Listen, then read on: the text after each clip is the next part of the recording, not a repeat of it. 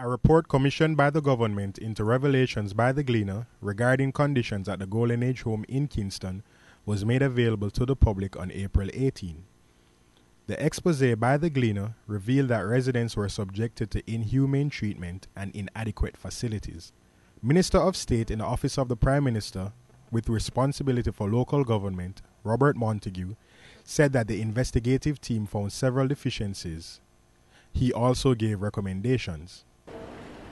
The report that has just been distributed has some recommendations, and I have, as the Minister with responsibility, having met with the board, have accepted in full all the recommendations of this subcommittee. I had also submitted the report to Cabinet, and I know Cabinet deliberated on the matter, and an announcement will be made shortly by Cabinet as to their deliberations on this report. Also to inform that members of the board also offered their resignation over the issue, and I considered the matter and have asked the board to continue their service. Having read the report, looked at and examined the recommendations, had both my legal and technical team going through the report, I have asked the members of the board to continue their service, because come August, the Articles of Association calls for an annual general meeting of the board. But I'm reading this report and submitting the report to Cabinet. I'm also waiting on directions from Cabinet, as well as accepting the recommendations herein contained.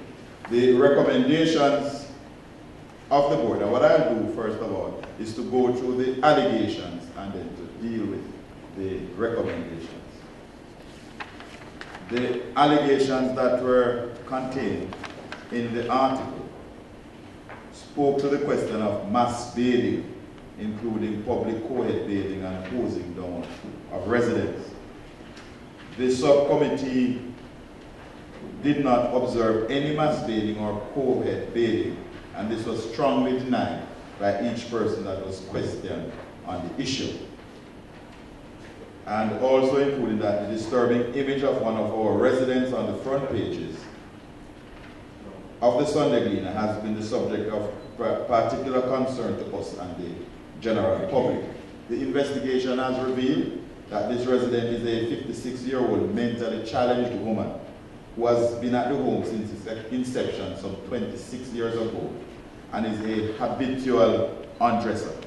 Over the years, the caregiving staff has been particularly challenged in how to get her to keep her clothes on, and she's one of the several such residents of the home.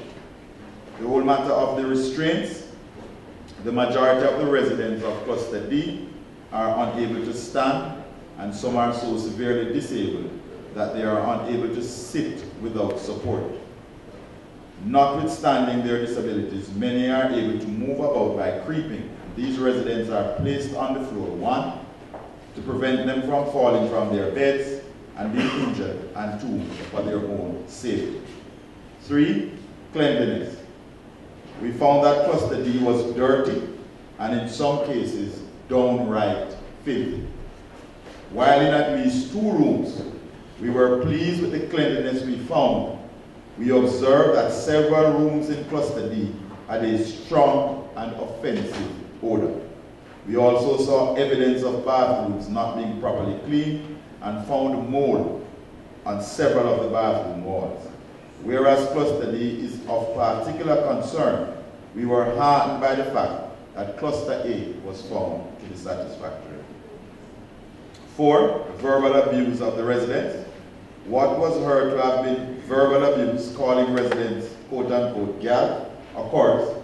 However, neither the resident nor the workers see it as such. They consider themselves as being a family, and from time to time refer to each other in that way in their friendly manner. 5, resident being ridden like a donkey. The incident did take place.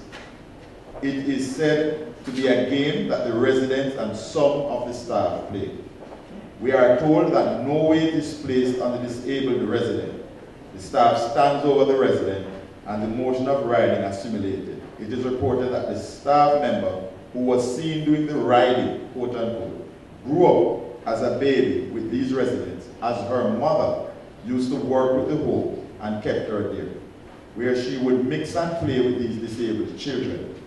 Although she has matured and moved on to being a practical nurse, playing with her mates in the way they can identify and enjoy is maintained.